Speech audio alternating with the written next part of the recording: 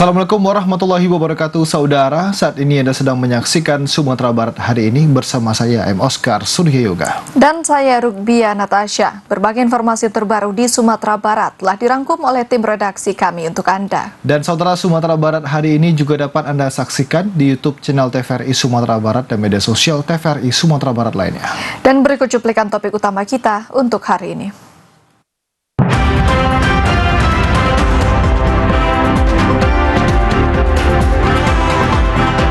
14 korban kecelakaan bus ALS masih dirawat di RSUD Padang Pariaman. BMKG imbau masyarakat waspada bencana hidrometeorologi hingga 20 April.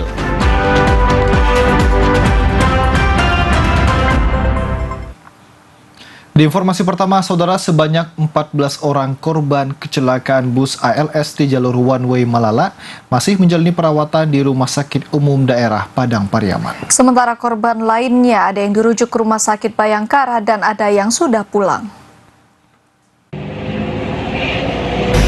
Dari 31 korban kecelakaan bus ALS yang dilarikan ke Rumah Sakit Umum Daerah Padang Pariaman, pasca mengalami kecelakaan tunggal di jalur one way Malala, 14 orang diantaranya masih menjalani perawatan di rumah sakit. 14 korban yang masih menjalani perawatan kondisinya sudah mulai membaik dan dalam 1 hingga 2 hari ini seluruhnya sudah bisa diizinkan pulang. Sementara korban kecelakaan lainnya ada yang dirujuk ke Rumah Sakit Bayangkara Padang dan lainnya sudah pulang ke kampung halamannya. Humas RSUD Padang Pariaman Eka Effendi mengatakan bahwa awalnya ada 26 korban yang dilarikan ke RSUD Padang Pariaman, namun terjadi penambahan hingga berjumlah 31 korban. Selama menjalani perawatan hingga kini tinggal 14 orang yang dirawat dan kondisinya sudah mulai membaik. Sementara 5 orang dirujuk ke Rumah Sakit Bayangkara dan lainnya sudah pulang, termasuk 1 korban meninggal dunia sudah dijemput pihak keluarga. Eka Effendi juga menyampaikan terkait biaya pengobatan di rumah sakit, Jasa Raharja sudah berkoordinasi dengan pihak bus ALS terkait biaya para korban. Ya, untuk pasien yang datang ke RSUD kecelakaan bus Malala itu berjumlah 31 orang. Jadi yang masih dirawat di rumah sakit sekarang masih ada 14. Selebihnya ada yang dirujuk ke M Jamil 5 orang, terus yang selebihnya pulang. Dan 1 ada korban yang meninggal. Jadi yang sekarang masih ada di ruang rawatan kita 14 orang lagi. Sebelumnya bus ALS Medan tujuan Jakarta itu mengalami kecelakaan tunggal di jalur one way Malala, tepatnya di Karaklipia, Jorong Nyiur, Nagari Malala, Kabupaten Agam pada Senin sore 15 April 2024, persis di hari terakhir penerapan sistem one way dilaksanakan. Dari Padang Pariaman, demikian laporan Abdul Syahril, TVRI Sumatera Barat. Sementara itu, saudara, pasca kecelakaan tunggal bus ALS di Malala, Kabupaten Agam, supir utama bus yang menjadi saksi kunci kejadian tersebut hingga kini diduga kabur dan belum ditemukan. Kapolda Sumbar meminta supir bus segera menyerahkan diri untuk menjalani pemeriksaan sehingga proses penyelidikan berjalan dengan lancar. Kapolda Sumatera Barat Irjen Pol Suharyono meminta sopir bus ALS yang mengalami kecelakaan di Malala, Kabupaten Agam untuk segera menyerahkan diri. Hal itu karena hingga saat ini sopir utama bus tersebut tidak ditemukan dan diduga kabur pasca kecelakaan. Kapolda Sumatera Barat menjelaskan pihak kepolisian ingin mengetahui dan mendalami penyebab pasti kecelakaan tersebut melalui saksi-saksi kunci termasuk dari sopir bus itu sendiri, sehingga proses penyelidikan dapat berjalan dengan baik. Kapolda Sumatera Barat menambahkan kecelakaan ini juga menjadi evaluasi untuk kedepannya terutama bagi perusahaan bus. Kecelakaan bus ALS terjadi di Nagari Malala Selatan, Kecamatan Malala, Kabupaten Agam, Senin 15 April 2024 saat penerapan sistem one way. Pada kejadian tersebut 1 penumpang meninggal dunia sementara puluhan penumpang lainnya mengalami luka-luka. Driver yang melarikan diri escape, ya saya harapkan sudahlah cepat atau lambat itu akan ketangkap juga, sehingga kami menghimbau segera menyerahkan diri saja kalau memang untuk aman lah, biar semuanya proses berjalan dengan baik. Karena kita juga ingin mengetahui pemeriksaan ini dari saksi-saksi termasuk ya dari supir itu sendiri. Kan apa yang terjadi seperti itu kan biasanya kan kunci dari suatu pemeriksaan di TKP itu kan pasti kan dari faktor manusianya. Kalau kendaraan ya kita cek dulu supirnya, atau mungkin dari penumpangnya atau saksi-saksi yang melihatnya, seperti itu. Kapolda Sumatera Barat Irjen Pol Suharyono juga mengimbau pengendara agar lebih berhati-hati dan waspada ketika di perjalanan agar tidak terjadi kecelakaan, termasuk memperhatikan cuaca yang menyebabkan jalan menjadi licin dan terdapat genangan air. Bima Prasetya, Nurul Kolbi, TVRI Sumatera Barat. Saudara, pemerintah Kabupaten Tanah Datar menerima bantuan dari Badan Nasional Penanggulangan Bencana untuk penanganan bencana banjir lahar dingin, banjir bandang, dan longsor. Bantuan yang diterima berupa penanganan logistik dan peralatan darurat bencana. Bencana lahar dingin, banjir bandang, dan longsor di Kabupaten Tanah Datar menjadi atensi Badan Nasional Penanggulangan Bencana (BNPB). Hal ini dengan diserahkannya bantuan logistik serta peralatan untuk penanganan darurat bencana. Adapun bantuan tersebut berupa paket sembako, makanan siap saji, genset, tenda, dan berbagai bentuk bantuan lainnya. Selain itu juga diserahkan bantuan operasional penanganan bencana bagi BPBD Tanah Datar. Kepala Subdirektorat Dukungan Pengerahan SDM BNPB menyampaikan, dengan adanya bantuan yang diberikan bisa mendukung petugas dan korban yang terdampak bencana alam. BNPB tidak menutup kemungkinan bantuan bisa berlanjut jika pemerintah daerah mampu memenuhi persyaratan penyaluran yang telah ditetapkan. Ada dana DSP untuk operasional 250 dan ada bantuan logistik peralatan.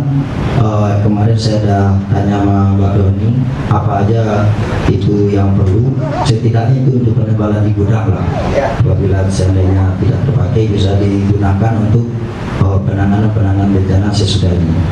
Dan kita berdoa mudah-mudahan tidak ada bencana. Kalaupun ada bisa kita tangani dengan baik. Sebelumnya cuaca ekstrim melanda wilayah Tanah Datar menyebabkan banjir lahar dingin di Kecamatan Sepulukoto dan bencana banjir bandang berulang di Kecamatan Tanjung Baru. Selain itu beberapa ruas jalan kabupaten juga terendam dan jembatan rusak akibat bencana tersebut. Demikian laporan Erika Yulidra Marta, TVRI Sumatera Barat. Sementara itu, saudara, sejumlah korban banjir lahar dingin di Kanagarian Bukit Batabuah, Kecamatan Canduang, Kabupaten Agam, diberikan kontrakan gratis oleh pemerintah Nagari. Masyarakat diharapkan agar tetap siaga dan selalu waspada akan potensi banjir lahar dingin susulan. Sebanyak 38 korban banjir lahar dingin di Kanagarian Bukit Batabuah, Kabupaten Agam yang sebelumnya diungsikan di pengungsian sudah diperbolehkan kembali ke rumahnya masing-masing. Wali Nagari Bukit Batabuah Firdaus mengatakan 3 rumah pengungsi yang kehilangan rumahnya saat ini sudah disediakan kontrakan dan dibayar oleh pihak pemerintah selama 1 tahun ke depan. 1 unit rumah kontrakan yang disediakan oleh pemerintah diisi oleh 2 kepala keluarga yang berlokasi di Kanagarian Bukit Batabuah. Namun kendati demikian, pemerintah tetap menghimbau masyarakat untuk selalu waspada terhadap potensi banjir lahar dingin susulan sebab intensitas hujan yang masih tinggi. Sementara itu, peduli korban bencana banjir lahar dingin, sejumlah perantau Persatuan Bundu Kanduang dari Jakarta juga memberikan bantuan sembako kepada masyarakat terdampak banjir lahar dingin. Bantuan yang diberikan berupa sembako seperti gula, minyak goreng, beras, dan juga sejumlah uang saku yang diharapkan bisa sedikit membantu memenuhi kebutuhan korban banjir lahar dingin untuk sementara waktu. Dari Kabupaten Agam, demikian laporan Jeffrey Wahyudi, TVRI, Sumatera Barat. Saudara, penyaluran bantuan rumah rusak berat korban gempa Pasaman Barat masih berpolemik.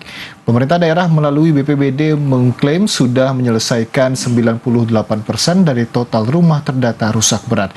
Di sisi lain, masyarakat masih mengeluh karena belum menerima bantuan hingga tidak terdata sama sekali.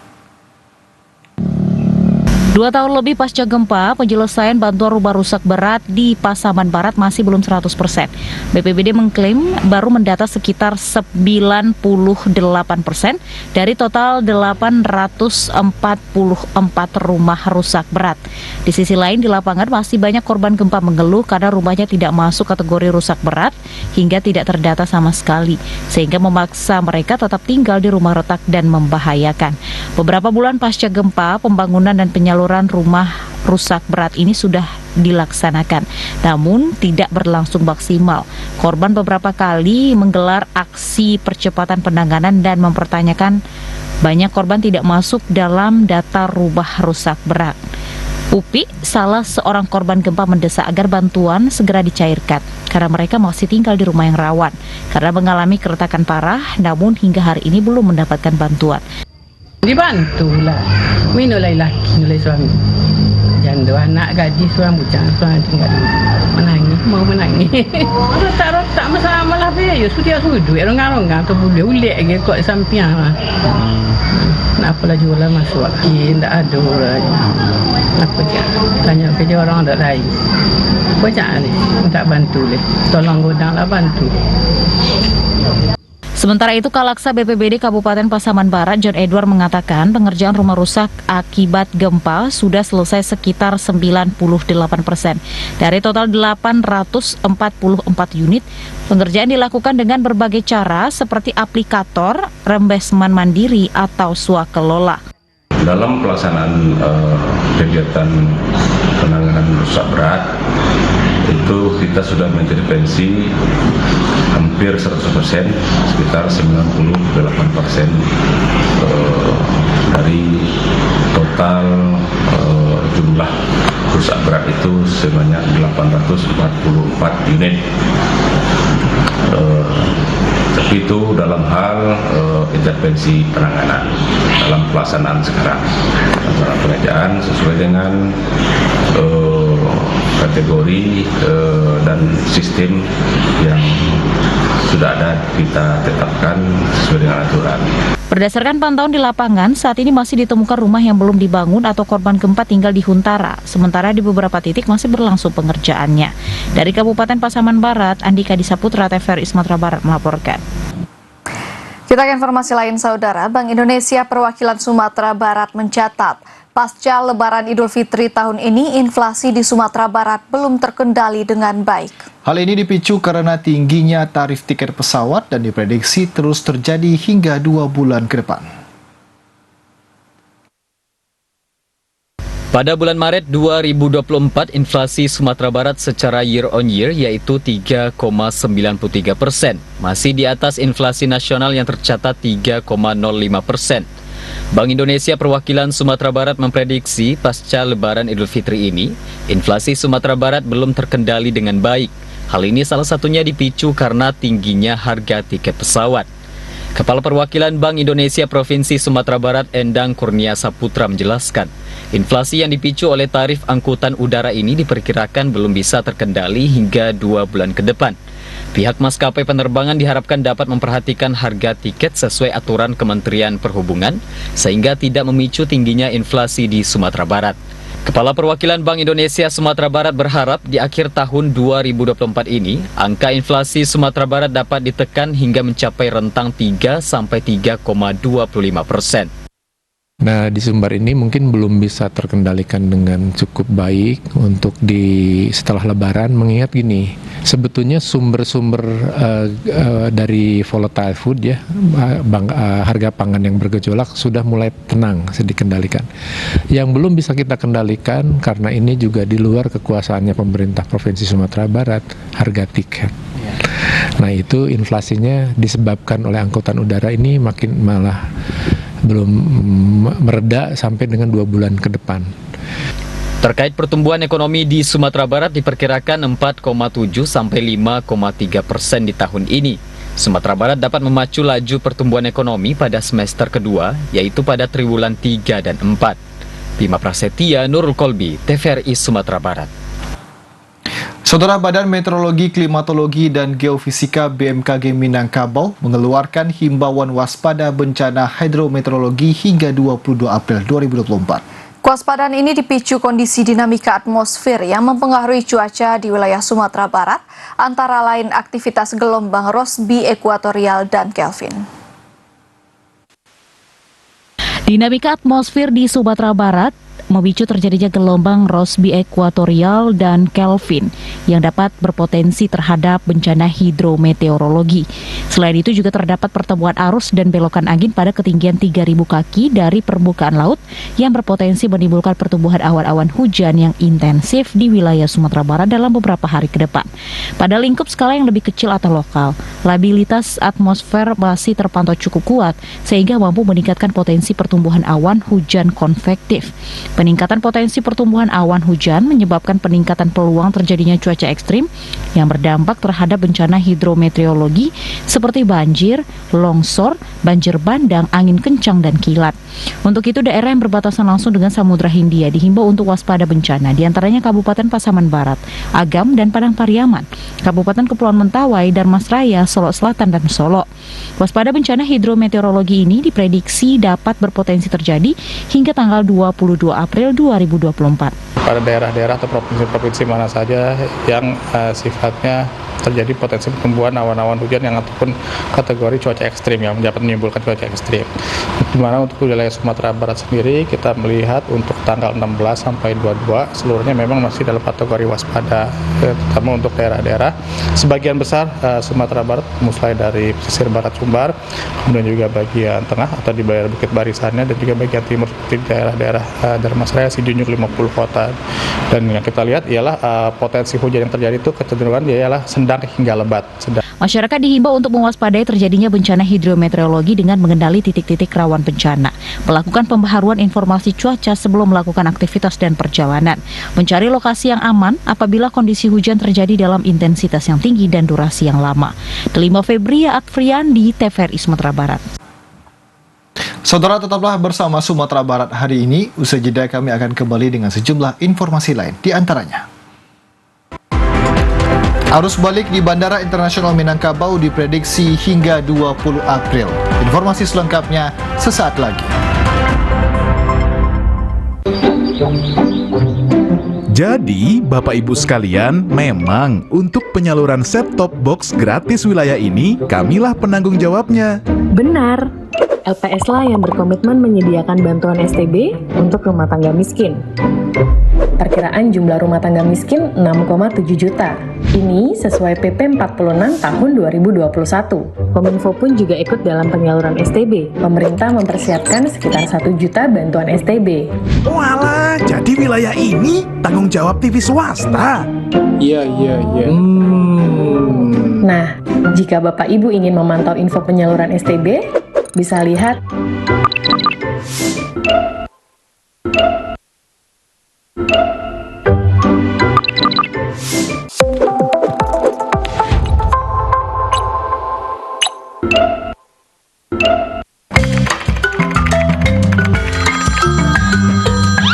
Halo ya Pak. Selesaikan ya, mau dipresentasikan. Oh iya ya Pak, ya Pak.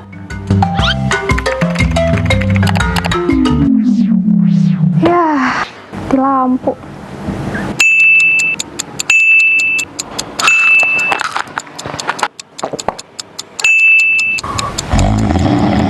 Bosan nungguin? Sambil menunggu atau bersantai, Anda bisa menonton TVRI Sumatera Barat lewat aplikasi TVRI Klik di gadget. Pertama-tama, download dulu aplikasi TVRI Klik. Tekan install dan jika sudah selesai, kembali ke menu gadget, lalu cari aplikasi TVRI Klik yang sudah terpasang. Klik dan buka aplikasi tersebut hingga Anda menemukan halaman utama TVRI Klik. Untuk menemukan siaran TVRI Sumatera Barat, tekan tombol channel, lalu geser layar untuk mencari TVRI Sumatera Barat. Lalu pilih. Tekan juga tombol full screen agar layar menjadi penuh. Mudah kan? Saatnya menonton!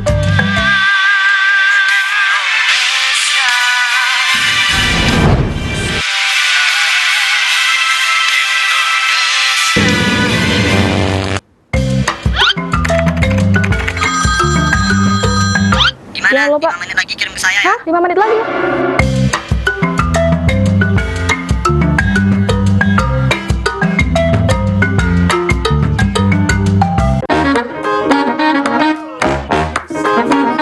Halo, aku Modi, Sobat Digitalmu. Kamu tahu nggak kalau siaran TV analog akan diganti menjadi digital? Caranya gampang banget loh. Kamu hanya perlu menginstal set-top box. Ayo ikuti Modi.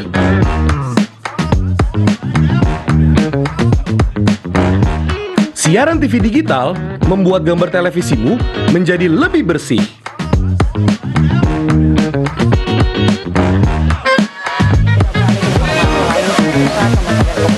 Tidak hanya bersih gambarnya, siaran TV digital juga lebih jernih suaranya. Terus membangun infrastruktur telekomunikasi di wilayah tertinggal, terdepan dan luar Selain membuat gambar lebih bersih dan suara lebih jernih, teknologi TV digital juga lebih canggih.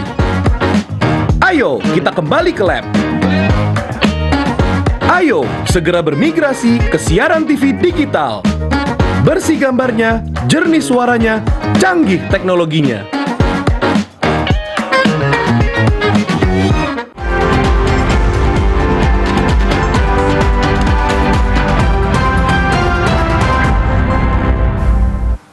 Anda kembali menyaksikan Sumatera Barat hari ini, saudara. Kita masuk ke informasi selanjutnya.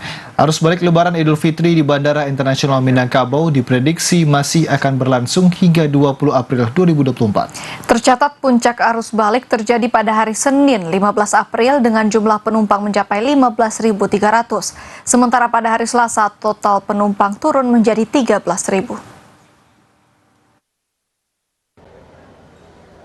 Kepadatan antrian penumpang di terminal keberangkatan Bandara Internasional Minangkabau masih terlihat sejak pagi hingga siang tadi. Diprediksi antrian ini semakin padat hingga sore hari. Kondisi ini terjadi sejak hari Senin 15 April 2024 yang merupakan puncak arus balik libur Lebaran di Bandara Internasional Minangkabau. OIC BIM Mahesa mengaku pada puncak arus balik tercatat jumlah penumpang mencapai 15.300. Sementara kemarin jumlah penumpang 13.000 dengan 87 penerbangan. Jika dibanding libur Lebaran tahun lalu, jumlah penumpang naik 14% dan untuk penerbangan naik 23%. Diprediksi puncak arus balik masih akan berlangsung hingga hari Sabtu 20 April 2024. Yang hari Senin 15.000, hari kemarin itu 13.000, hari Minggu 13.000. Jadi ya semenjak H+1 lah ya, itu sudah mulai peningkatan di angka 11.000. Yang tadinya rata-rata kita cuma 7.000, 8.000. Nah, pada arus balik kemarin itu dimulai dari hari Minggu udah 13.000, 15.000, udah 13.000. Nah, sekarang mungkin kita belum tahu pasti, nanti pada saat kos bandara baru kita tahu pasti. Sementara itu perantau Minang Riri mengaku memilih balik ke perantauan di Banten Tangerang pada hari ini karena besok sudah masuk bekerja. Ia memilih balik hari ini karena tiket pesawat sudah habis pada hari Senin kemarin. Balik kemana? Ke Serang, Banten. Serang, Banten. Ini penerbangan jam berapa? Jam 11.20. Iya. Ini balik sekarang hari ini? Karena besok udah harus kerja. Iya. Dari hari Kamis sebelumnya. Hingga hari ini Bandara Internasional Minangkabau masih melayani extra flight sebanyak 14 kali. Deliba Febria, Adfriandi, TVRI Sumatera Barat. Saudara, terjadi 14 kasus kecelakaan lalu lintas di wilayah hukum Polres Padang Pariaman selama operasi Ketupat Singgalang 2024. Dari 14 kasus kecelakaan tersebut, 1 orang meninggal dunia. Operasi Ketupat Singgalang telah berakhir. Operasi yang dihelat selama 13 hari yang dimulai dari tanggal 4 sampai dengan 16 April 2024 berakhir pada Selasa kemarin.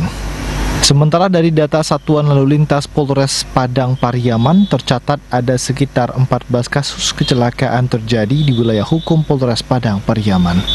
Dari 14 kasus kecelakaan itu, 1 orang meninggal dunia, sementara lainnya ada yang mengalami luka ringan 28 orang dan luka berat nihil.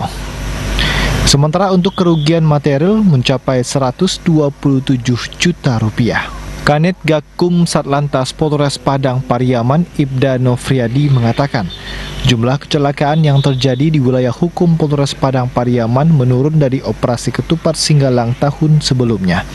Dari 14 kasus kecelakaan yang terjadi, kendaraan roda 2 masih mendominasi terjadi kecelakaan. Kecelakaan selama operasi Ketupat Singgalang 2024 kita dapat memberikan data sementara karena hari ini berakhirnya operasi. Jadi untuk saat sekarang masih terjadi sekitar 10 kecelakaan dan 1 orang meninggal dunia, demikian. Didominasi oleh kendaraan roda 2. Meski operasi ketupat Singgalang sudah berakhir, pengendara terus diimbau untuk selalu waspada dan patuhi aturan berlalu lintas agar tidak menjadi korban kecelakaan. Apalagi jalan lintas Padang Pariaman merupakan jalur yang padat dilalui kendaraan baik dari Padang menuju Bukit Tinggi maupun sebaliknya Bukit Tinggi menuju Padang. Dari Padang Pariaman, demikian laporan Abdul Syahril, TVRI, Sumatera Barat. Sementara itu, saudara, terjadi 4 kali kecelakaan di jalur Malala selama penerapan one way. Pemerintah Malala menghimbau pengendara agar lebih berhati-hati dan mengecek kondisi kendaraan sebelum berkendara melalui Malala. Selama penerapan one way, sederetan kecelakaan lalu lintas terjadi di jalur Malala. Pemerintah Malala mencatat sudah terjadi 4 kali kecelakaan yang hampir di tempat yang sama. Camat Malala Zulwardi mengatakan menurut keterangan pihak Ditlantas Polda Sumatera Barat, kecelakaan terjadi akibat kendaraan mengalami remblong karena turunan yang cukup tajam menjadi salah satu faktor utama terjadinya kecelakaan. Selain itu, Jalan Malala juga sangat asing bagi sejumlah pengendara dari luar kota maupun provinsi. Karena itu, pihak pemerintah Kecamatan Malala berharap adanya sejumlah rambu-rambu lalu lintas di sepanjang Jalan Padang via Malala yang saat ini masih belum difasilitasi agar pengendara lebih berhati-hati. Sementara itu, pemerintah kecamatan bersama pihak Nagaria nantinya juga akan menyediakan satu tempat rest area di Jalan Padang via Malala untuk pengendara agar bisa beristirahat dan mendinginkan mesin atau rem, sebab jalan yang dilalui cukup ekstrim dan tentunya diharapkan bisa mengurangi angka kecelakaan. Berdasarkan pengamatan dan informasi dari Ditlantas serta Dinas Perhubungan, kebanyakan itu adalah masalah teknis kendaraannya. Ada yang mengalami remblong. Dah kecamatan berharap fasilitas jalan Cincin Malala bisa dilengkapi dengan rambu-rambu untuk membantu pengguna jalan. Zulwardi menambahkan bagi pengendara yang akan melewati Jalan Padang via Malala untuk selalu berhati-hati dan mengecek kelengkapan kendaraan terutama rem sebab jalan banyak tanjakan dan turunan. Dari Kabupaten Agam, demikian laporan Jeffrey Wahyudi, TVRI, Sumatera Barat. Pengendara tetap diminta berhati-hati saat melewati jalur Sitinjau Lawi, khususnya saat cuaca hujan. Hal ini karena kawasan Sitinjau Lawi memiliki tanjakan dan turunan ekstrim yang dapat membahayakan keselamatan pengendara. Sehari setelah berakhirnya operasi ketupat Singgalang tahun 2004, jalur Sitinjau Lawi yang menghubungkan Kota Padang dan Kabupaten Solok tampak ramai lancar. Kecelakaan sempat terjadi, jalur Sitinjau Lawi masih aman dan nyaman untuk dilalui, serta tidak mengganggu kelancaran arus kendaraan. Kapolsek Lubuk Gelangan Kompol Hari Marja Putra mengatakan pihaknya akan tetap bersiaga di polsek dan beberapa titik yang menjadi daerah rawan kecelakaan. Ia menjelaskan bahwa saat ini harus lalu lintas masih padat dan lancar, sehingga pengendara tetap diminta berhati-hati, terutama saat melewati jalur Sitinjau Lawi. Kompol Hari Marja Putra mengimbau pengendara roda 2 untuk mempersiapkan kendaraannya dengan baik dan melakukan pengecekan terhadap kondisi rem, ban, serta mesin lainnya. Kemudian untuk pengendara roda 4 dan truk agar mengutamakan keselamatan serta tidak terburu-buru dengan tetap mengutamakan keselamatan. Utamakan keselamatan. Silakan cek kendaraannya, kondisi rem, kondisi ban untuk menghindarkan kejadian kecelakaan. Untuk selama operasi ketupat ini, alhamdulillah untuk korban meninggal dunia kita nihil, tidak ada. Namun ada kecelakaan kecil, namun daripada itu kita tetap antisipasi kepada masyarakat, kami himbau untuk tetap menjaga keselamatan. Kapolsek Lubuk Gelangan menambahkan selama operasi ketupat Singgalang tahun 2024 tidak ada korban atau yang meninggal dunia meskipun sempat terjadi kecelakaan. Sementara itu, untuk membantu petugas PKJR di Sitinjau Lawi, Kompol Hariza Mariza Putra juga menyerahkan bantuan berupa rompi kepada petugas PKJR yang ada di jalur Sitinjau Lawi. Demikian laporan Ade Suendra, TVRI Sumatera Barat. Dinas Perhubungan Provinsi Sumatera Barat mencatat sebanyak 67.000 kendaraan masuk ke Sumatera Barat, baik angkutan umum maupun angkutan pribadi. Jumlah ini lebih banyak dibandingkan dengan Lebaran tahun sebelumnya. Dinas Perhubungan Provinsi Sumatera Barat mencatat sebanyak 67.000 kendaraan masuk ke Sumatera Barat saat momen libur Lebaran, baik angkutan umum maupun angkutan pribadi. Jumlah ini meningkat dibandingkan dengan Lebaran tahun sebelumnya yang tercatat sebanyak 62.000 kendaraan masuk ke Sumatera Barat. Dinas Perhubungan Sumatera Barat memiliki sejumlah catatan dan evaluasi selama momen Lebaran 2024, di antaranya penerapan one-way system yang telah berakhir pada tanggal 15 April kemarin. Kadishub Sumatera Barat Dedi Diantolani menjelaskan, evaluasi itu diantaranya kemacetan yang masih terjadi di sejumlah ruas jalan, faktornya disebabkan karena bencana seperti banjir, sehingga menyebabkan adanya genangan air. Sementara kecelakaan yang terjadi lebih disebabkan karena faktor kendaraan dan human error. Terkait rute one way yang berubah di 2 hari terakhir penerapan, Kadishub menjelaskan hal tersebut dilakukan berdasarkan evaluasi karena begitu padatnya kendaraan serta bencana banjir yang terjadi di Sicincin dan Kota Baru. Jadi kalau untuk kendaraan naik, jadi dari tahun sebelumnya tahun 2023 itu berdasarkan data dari Dirlantas itu kan 62.000 kendaraan yang masuk dari 5 titik. Tahun ini di masa ketupat ini atau masa angkutan Lebaran ini 67.000. Meningkat. Iya, meningkat. Dishub Sumatera Barat berharap evaluasi dan catatan berkaitan dengan penerapan one way menjadi masukan serta perbaikan untuk lebih baik ke depannya, sehingga lebih meminimalisir berbagai permasalahan seperti kemacetan dan kecelakaan. Bima Prasetya, Nurul Kolbi, TVRI Sumatera Barat. Saudara, tetaplah bersama Sumatera Barat hari ini, karena usai jeda kami akan kembali dengan berbagai informasi lain, di antaranya Polresta Padang tangkap bandar narkoba. Informasi selengkapnya sesaat lagi, tetap bersama kami.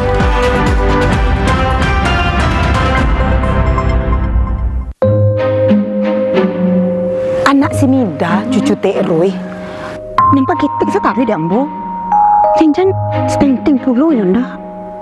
Wih, sebenarnya senting kok. Ya, pada suka ambilan balik. Iyo, cok banget tuh. Pasunyo bulan pasang baru paing, kini lah paing lo balik. Iyo unik. Ambo ikhtiar memberikan yang terbaik. Posyandu dekat sini di mana? Sajak dari. Makasih ya. Sehat yang kini mah. Ya banyak-banyak mana makan Yen. Apalagi kau sudah lama layan. Wih, gampang Yen. Bata diet lah diet. Insya Allah. Anak ambo agia asi eksklusif 6 bulan. Benjamin, ambo agia asi eksklusif juga main. Sampai kini, imunisasinya pun lengkap supaya anak sehat, cerdas, kini hingga nanti. Betul sekali Ibu. Kondisi gagal tumbuh kembang pada anak atau yang dikatakan stunting itu karena anak tidak mendapatkan asupan gizi optimal selama 1000 hari pertama kehidupan dari janin sampai umur 2 tahun. Oh, anak kurang tinggi makasihnya tuh Pak. Pendek belum tentu stunting, tapi stunting pasti pendek. Nah, itu bisa ditandakan dari panjang atau tinggi badan anak berdasarkan umurnya. Nah, kondisi stunting ini mengakibatkan si anak nanti di masa depan itu akan mudah sakit dan terutama dia kurang cerdas. Mande, jangan sampai muda itu loh anak. Angka stunting kita masih tergolong tinggi. 1 dari 4 anak balita kita itu dalam kondisi stunting. Nah, itu jadi perhatian kita bersama. Kita harus memberikan perhatian lebih, terutama kepada ibu hamil dan juga anak bawah 2 tahun. Mbak cara mencegah stunting tuh Pak? Pertama,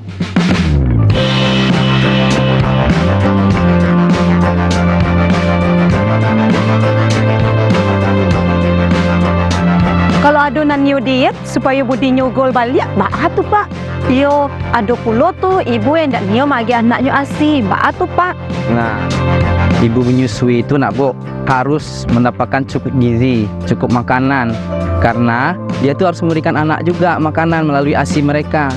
Jadi kalau kita dietnya yang salah, kasihan kita sama anak kita Ibu. Oh gitu.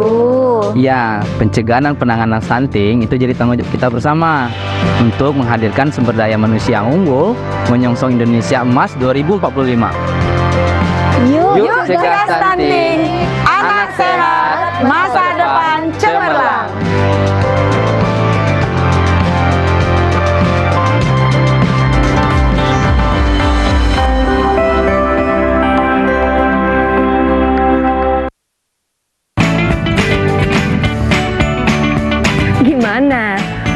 Jernih kan siarannya? Jangan khawatir, semua ini gratis.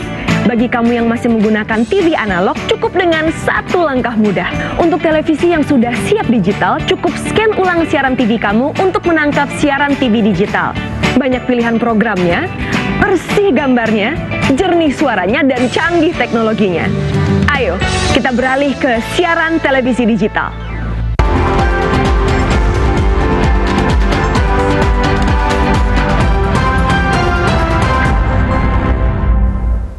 Terima kasih karena Anda masih bersama Sumatera Barat hari ini. Kita ke informasi selanjutnya. Polresta Padang menangkap seorang bandar narkoba dengan barang bukti 1 kg narkotika jenis sabu di kawasan Jundul Rawang, Kecamatan Padang Selatan, Kota Padang. Penangkapan berawal dari pengembangan kasus pelaku curanmor yang melakukan barter sepeda motor curian dengan jenis sabu kepada bandar narkoba tersebut. Tim Klewang Satreskrim Polresta Padang melanjutkan pengembangan kasus pencurian sepeda motor yang terjadi di daerah Gunung Pangilun, Kota Padang. Sebelumnya, petugas telah menangkap tersangka bernama Mepin, 25 tahun di daerah Bayang, Kabupaten Pesisir Selatan dengan barang bukti 1 unit sepeda motor. Namun berdasarkan pengakuan tersangka, sepeda motor yang ia curi dibarter dengan narkotika jenis sabu kepada seorang bandar. Mendapatkan keterangan pelaku curanmor tersebut, Satreskrim Polresta Padang langsung memburu bandar narkotika tersebut dan menangkap pelaku di rumahnya di kawasan Jundul Rawang, Kecamatan Padang Selatan, Kota Padang. Dari tangan bandar narkoba itu, polisi menyita 1 kg narkotika jenis sabu yang ia simpan di dalam kamarnya. Untuk pemeriksaan lebih lanjut, pelaku bersama barang bukti dibawa ke Mapolresta Kota Padang. Awal mula kita bekerja dasar laporan tentang curanmor, adanya curanmor dengan TKP di belakang Transmart yang sebulan yang lalu. Jadi setelah kita telusuri, kita lakukan penyelidikan awal bersama rekan-rekan di lapangan sehingga akhirnya diamankanlah tersangka. Jadi menurut pengakuan dari tersangka, untuk sepeda motor tersebut dibarter dengan setengah kantong sabu. Selanjutnya, pelaku dan barang bukti narkotika diserahkan ke Satres Narkoba Polresta Padang untuk proses hukum lebih lanjut. Pelaku terancam dikenakan pasal tentang narkotika dengan ancaman hukuman 20 tahun penjara. Demikian laporan Redo Yusman, TVRI, Sumatera Barat. Setelah sejumlah pedagang kaki lima objek wisata Jam Gadang Bukit Tinggi mendapatkan omset jutaan rupiah dalam satu hari selama libur Hari Raya Idul Fitri karena ramainya pengunjung yang berbelanja di kota wisata Bukit Tinggi. Momen libur lebaran di objek wisata Jam Gadang Kota Bukit Tinggi memberikan berkah ke sejumlah pedagang kaki lima karena membludaknya wisatawan dari dalam maupun luar kota yang memadati area Jam Gadang. Salah seorang pedagang Susi mengatakan karena meningkatnya kunjungan, omset pedagang kaki lima juga ikut naik dari hari-hari biasanya. Dalam satu hari pedagang bisa mengantongi omset hingga 1 juta rupiah dibanding hari biasa yang hanya berkisar 200 sampai 300 ribu rupiah. Meningkatnya kunjungan di objek wisata Jam Gadang terjadi mulai dari 3 hari lebaran hingga ke 6 lebaran. Ribuan wisatawan masih memadati area Jam Gadang dan Pasar Ateh diprediksi akan terus meningkat hingga hari ke-8 pasca lebaran. Namun kendati demikian, pedagang mengaku tingkat kunjungan dan omset yang didapat di lebaran tahun 2024 dibandingkan lebaran tahun 2023 sedikit berbeda. Pasalnya omset tahun ini berkurang sekitar 10% dari libur lebaran tahun sebelumnya. Kalau untuk lebaran kok alhamdulillah saldonya lainlah mendapat silakan. Tapi meningkat penjualan jual beli orang. Kira-kira berapa, Bu? Daripada yang biasa, kalau biasa ya barat sekitar 200-an lah. Kalau kini kok alhamdulillah lain-lain sampai 1 juta. Lah hari ketiga lah, 3 lebaran. Dari hari 3 lebaran, Bu, meledak ya, Bu, pengunjungnya? Iya, meledak pengunjung. Pedagang berharap agar kedepannya tingkat kunjungan di area Jam Gadang maupun objek wisata lainnya di Kota Bukit Tinggi bisa bertambah dan berdampak terhadap peningkatan omset pedagang kaki lima. Dari Kota Bukit Tinggi, demikian laporan Jeffrey Wahyudi, TVRI, Sumatera Barat. Selama libur lebaran, ribuan pengunjung dari dalam maupun luar daerah memadati objek wisata pemandian Sikabu di Kenagarian Balingka, Kecamatan Ampek Koto, Kabupaten Agam. Salah satu objek wisata pemandian Sikabu di Kenagarian Balingka menjadi salah satu tempat liburan lebaran favorit warga di Kabupaten Agam. Dalam satu hari jumlah kunjungan mencapai 1.000 orang lebih, berbeda dengan hari biasanya jumlah kunjungan hanya mencapai 200 hingga 600 orang. Jumlah kunjungan terus mengalami peningkatan di hari kedua lebaran hingga 6 lebaran, dan pengunjung didominasi berasal dari luar daerah seperti Riau, Medan, dan daerah Jawa. Untuk biaya objek wisata, pengunjung hanya dikenakan tarif Rp15.000 per orang untuk bisa menikmati pemandian dengan suasana pedesaan di Kenagarian Balingka yang masih asri. Sementara itu, pengunjung juga disediakan beberapa tempat berfoto yang tentunya sangat cocok untuk mengabadikan momen liburan bersama keluarga di objek wisata pemandian Sikabu. Paling banyak dari Pekanbaru sampai Padang. Itu sehari itu meledaknya dari berapa lebaran, Pak? Lebarannya dari hari ini. Dari Kamis. Dari Kamis ya, Pak, sampai saat ini, Pak ya? Hari Senin sekarang. Itu ada kenaikan omset ya, Pak? Tidak ada, kenaikan omset tidak ada. Dibandingkan dari hari-hari biasa? Kalau di hari biasa memang ada kenaikan. Sarif berharap objek wisata Sikabu bisa lebih dikenal luas dan kunjungan ke objek wisata juga mengalami peningkatan agar nantinya berdampak positif bagi masyarakat sebagai upaya membuka lapangan pekerjaan. Dari Kabupaten Agam, demikian laporan Jeffrey Wahyudi, TVRI, Sumatera Barat. Dikenal sebagai jalur villa, Sitinjau Lawi menjadi salah satu spot menarik bagi setiap pengendara yang melalui jalan penghubung Kota Padang dan Kabupaten Solo. Namun Sitinjau Lawi juga menjadi salah satu jalur menantang bagi pengendara roda 2 maupun pengendara roda 4 dan sumber penghidupan bagi petugas pos Kamling Jalan Raya atau PJKR. Saat melewati jalur Sitinjau Lawi, pengendara akan menerima kode dan aba-aba dari petugas pos Kamling Jalan Raya atau PKJR yang siaga 24 jam. Tidak peduli cuaca panas atau hujan, petugas PKJR akan bekerja secara sukarela mengatur lalu lintas di tikungan Sitinjau Lawi. Petugas PKJR Sitinjau Lawi Muhammad Fatli mengatakan telah bergabung sejak 2 tahun terakhir. Sebagai warga lokal, ia tertarik menjadi petugas PKJR Sitinjau Lawi demi membantu lancarnya jalur lalu lintas Padang Solo. Untuk petugas PKJR diketahuinya sudah ada sejak lama, sekitar tahun 90-an. Selama kurang lebih 2 tahun menjadi petugas PKJR Sitinjau Lawi, ia banyak mengalami suka duka seperti membantu kendaraan rusak di pendakian hingga kecelakaan. Kemudian untuk sukanya, Fatli menjelaskan momen lebaran tahun ini banyak mendapatkan uang tambahan dan bingkisan atau snack dari pengendara. Petugas PKJR Sitinjau Lawi bertugas mengatur lalu lintas, terutama memberikan jalan kepada kendaraan yang berasal dari arah bawah. Masing-masing petugas PKJR yang berjumlah sekitar 23 orang ini bergantian dengan waktu 1 jam atau 2 jam per orang dalam melaksanakan tugas mengatur lalu lintas. Kalau ada mobil berat bawah, stop di atas, kasih jalan kan, ambil kanan. Kalau ngambil kiri, mobil berat nggak sanggup. Kalau suka dukanya tuh, kalau ada mobil rusak, tuh susah tuh. Mobil nggak naik tadi, kayak mobil yang tronton tadi, banyak nggak naik tadi itu. Dukanya tuh dikasih jajan sama sopir-sopir tuh. Sementara itu petugas PKJR Sitinjau Lawi lainnya, Bari, mengatakan dirinya sudah bergabung dengan PKJR selama 16 tahun. Banyak pengalaman dirasakan Bari seperti membantu orang yang mengalami kecelakaan, membantu kendaraan rusak, dan mengatur lalu lintas dari pagi hingga malam. Ia menjelaskan saat bertugas sangat banyak pengendara, khususnya pengendara yang membawa mobil kecil yang nakal dan tidak mau diatur. Ia berharap kepada pengendara yang melalui jalur Sitinjau Lawi untuk dapat mematuhi aturan dan bersabar mengikuti aba-aba dari petugas PKJR. Kerjanya kan sukarela, dikasih orang, alhamdulillah, kasih kan apa-apa. Saya sini hampir 16 tahun.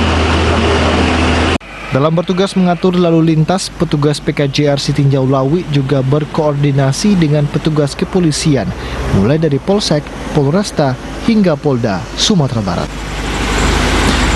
Demikian laporan Ade Suhendra, TVRI, Sumatera Barat. Saudara, jumlah pasien yang mengunjungi poliklinik di Rumah Sakit Islam Yarsi Simpang 4 membludak sejak beberapa hari terakhir. Sebagian besar dari pasien tersebut berobat di poli penyakit dalam dan jantung. Petugas memaksimalkan jadwal layanan dan ruangan tunggu. Pasca Lebaran, tingkat kunjungan pasien rawat jalan di Poliklinik Rumah Sakit Islam Ibnu Sina Simpang 4 meningkat drastis. Layanan rawat jalan sudah dibuka sejak Sabtu kemarin pasca tutup selama 4 hari. Petugas memaksimalkan semua jadwal dokter spesialis dalam melayani pasien. Kepala Ruangan Poliklinik Susi Suryani mengatakan setiap hari pasca Lebaran sekitar 300 orang pasien datang dan berobat di Poliklinik Yarsi Simpang 4. Petugas berupaya mengatur jadwal dan kedatangan dokter agar pasien bisa lebih mudah dan terlayani dengan baik. Sejak pagi semua sofa dan kursi di ruang tunggu pasien penuh. Sementara di bagian pendaftaran dan informasi, petugas sudah menambah kursi dan petugas agar bisa memaksimalkan pelayanan. Lonjakan jumlah pasien ini terjadi karena adanya libur nasional kemarin. Pihak rumah sakit memastikan semua pasien yang datang dan sesuai dengan jadwalnya akan diberikan pelayanan maksimal. Bahkan keberadaan ruangan baru dan beberapa sarana di rumah sakit bisa dimanfaatkan pengunjung yang sedang menunggu antrian. Banyak makan malah meningkat mungkin karena udah beberapa hari, 4 hari lalu kurang poli kita tutup kan karena libur nasional. Biasanya dari mulai Senin kemarin kunjung kita meningkat. Dan jumlah poli kita semua ada 11 poli, ada penyakit dalam, bedah, ortopedi, anak, kebidanan, gigi, mata, paru, dan saraf. Pasien kita yang paling banyak yaitu pasien penyakit dalam. Ada dokter penyakit dalam kita ada 3 orang dokter, yaitu dokter Radias, dokter Nursunwati, dan dokter Hafizani. Sementara itu petugas medis dan paramedis juga siaga selama libur lebaran, termasuk petugas di ruangan rawat inap dan IGD, mengingat intensitas mobilitas masyarakat cukup tinggi dan butuh respon cepat. Hingga hari ini tidak terlihat kejadian menonjol seperti kecelakaan atau peristiwa lainnya. Dari Kabupaten Pasaman Barat, Andika Disaputra, TVRI Sumatera Barat melaporkan. Saudara, berikut kita ikuti informasi lainnya di wilayah Sumatera yang telah kami rangkum dalam segmen Lintas Andalas.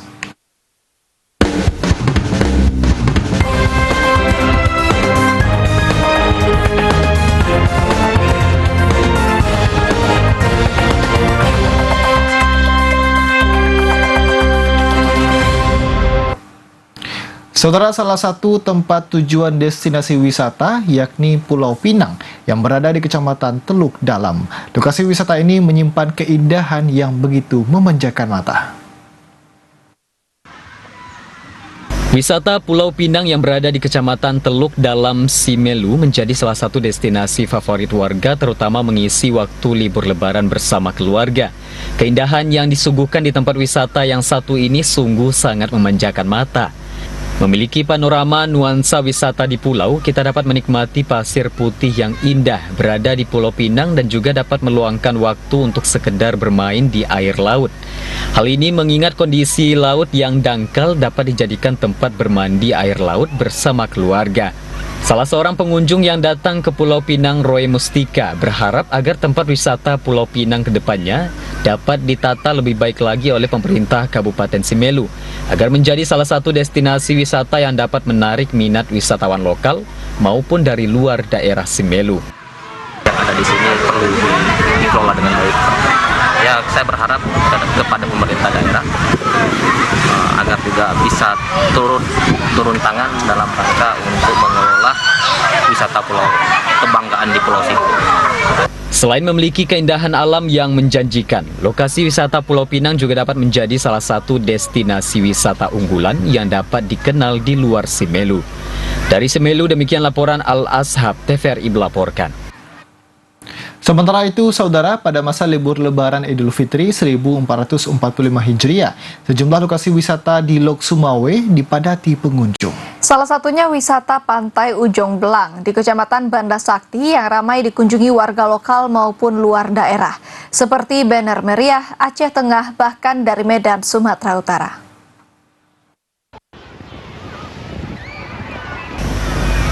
Beginilah suasana di lokasi wisata Pantai Ujung Blang, Kecamatan Banda Sakti, Kota Lok Sumawe, yang ramai dikunjungi warga untuk menghabiskan waktu libur Lebaran Idul Fitri 1445 Hijriah. Keramaian warga yang berkunjung ke tempat ini sudah terjadi sejak hari ketiga libur Lebaran. Selain sebagai destinasi wisata bahari, Pantai Ujung Blang juga terkenal dengan aneka kuliner yang dijajakan oleh masyarakat sekitar di sepanjang pesisir pantai tersebut. Tak salah jika pantai ini menjadi incaran warga untuk berlibur, terutama untuk menghabiskan waktu bersama keluarga. Tak hanya warga Lok Sumawe, para wisatawan yang berkunjung ke tempat ini biasanya datang dari Kabupaten Bener Meriah dan Aceh Tengah yang ingin merasakan sensasi bermain di pantai. Bahkan wisatawan juga datang dari luar daerah, salah satunya dari Medan, Sumatera Utara. Rame ya, seru mungkin karena liburan Lebaran. Sebelum-sebelumnya di sini katanya nggak rame sih. Nggak rame. Apa yang bisa dinikmati di sini, Kak? Apa ya? Foto-foto, anak-anak tuh lagi pada mandi. Pokoknya rekomendasi ini, Kak? Ya, rekomendasi lumayan lah, keren kok. View-nya juga bagus buat foto. Barusan foto-foto. Makanya kita ke sini. Tingginya antusias masyarakat yang berkunjung ke lokasi wisata Pantai Ujung Blang ini membawa berkah bagi para pedagang yang berjualan di sepanjang bibir pantai. Mereka mengaku omset yang dapat saat liburan seperti ini meningkat hingga 70% dibanding hari biasa. Hari ini lumayan lah, dari Kakinon kebanyakan, ya dari daerah lain lah. Ini membawa berkah juga bagi kita, Pak? Berkah juga. Omset yang kita dapat sampai berapa nih per hari, Pak? Ya gitu-gitulah. dari biasa meningkat sampai berapa persen, Pak? Sampai 70% lah meningkat. Kepadatan wisatawan yang berkunjung ke destinasi wisata Pantai Ujung Blang ini diprediksi akan terus meningkat. Dari Lok Sumawe, Fajar Sidik, TVRI Aceh melaporkan. Selain itu, saudara, ramainya wisatawan yang berkunjung ke sejumlah lokasi wisata di Banda Aceh memberikan berkah tersendiri bagi para pedagang. Hal inilah yang dirasakan oleh sejumlah pedagang di kawasan wisata PLTD Apung Banda Aceh yang meraih omset hingga 5 kali lipat dari hari biasanya. Sejumlah pedagang di kawasan PLTD Apung ini mengaku bahwa momen libur sekolah, tahun baru dan lebaran Idul Fitri seperti saat ini membawa berkah tersendiri bagi mereka. Hal ini mengingat ramainya wisatawan yang berkunjung dan mencari oleh-oleh untuk dibawa pulang ke daerah asal mereka. Salah seorang pedagang, Hendra, mengatakan bahwa dirinya mengalami peningkatan omset hingga 5 kali lipat jika dibandingkan dengan hari biasanya. Sebagian besar pengunjung yang membeli dagangannya juga didominasi oleh wisatawan dari luar Aceh. Pak, gimana Pak selama libur lebaran ini pemasukannya? Lumayan ada peningkatan, jadi dari hari-hari biasa banyak peningkatan dari selama lebaran ini. Pengunjungnya banyak dari mana nih Pak yang beli? Banyak dominasi orang Medan. Apa yang biasa mereka cari? Ya paling baju, tas, gantungan kunci. Hendra menambahkan bahwa di hari biasa dirinya hanya memperoleh omset 1,5 hingga 2 juta rupiah. Namun di momen liburan lebaran seperti ini dirinya mampu meraih omset hingga 15 juta rupiah.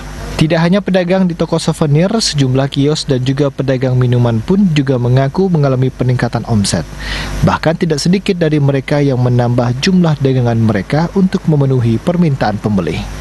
Demikian dari Aceh, Tim Liputan TVRI melaporkan.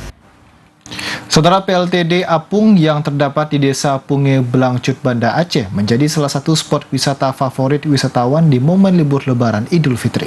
Kapal dengan berat ribuan ton ini menjadi saksi bisu bagaimana dahsyatnya gelombang tsunami yang melanda Aceh pada tahun 2004 silam. Menghabiskan waktu liburan bersama keluarga dengan mengunjungi lokasi wisata bersejarah merupakan hal menarik yang dilakukan. Situs PLTD Apung yang berada di Gampong Punge Blangcut, Banda Aceh ini menjadi salah satu lokasi pilihan wisatawan saat berkunjung di Banda Aceh. Ratusan pengunjung yang berada di PLTD Apung ini tampak takjub melihat PLTD Apung ini. Sebagian besar pengunjung mengaku tidak menyangka bagaimana dahsyatnya gelombang tsunami, sehingga kapal dengan bobot ribuan ton ini bisa sampai ke tengah pemukiman warga. Salah seorang pengunjung dari Medan, Sumatera Utara, Ilyas, mengatakan bahwa kunjungan ke PLTD Apung sudah sering dilakukan di saat liburan seperti saat ini. Dirinya pun mengajak serta keluarganya agar mereka mengetahui bagaimana dahsyatnya gelombang tsunami yang melanda Aceh. Memang tempatnya sangat bersejarah. Ini menjadi ikon kota Banda Aceh setelah terjadinya bencana tsunami 2004 yang lalu. Jadi saya sangat berkesan sekali karena memang kita sangat kagum ya dengan kebesaran Allah bisa air tadi tsunami bisa mengantarkan kapal ini ke daratan. Tidak hanya wisatawan dari Aceh dan juga Sumatera Utara, sebagian besar wisatawan ini juga berasal dari Jambi, Sumatera Selatan hingga dari Pulau Jawa. Hal ini diketahui dari plat kendaraan yang terparkir di luar pekarangan PLTD Apung. Tim Liputan TVRI melaporkan. Saudara, berikut kami tampilkan perakiran cuaca untuk Kamis 18 April 2024.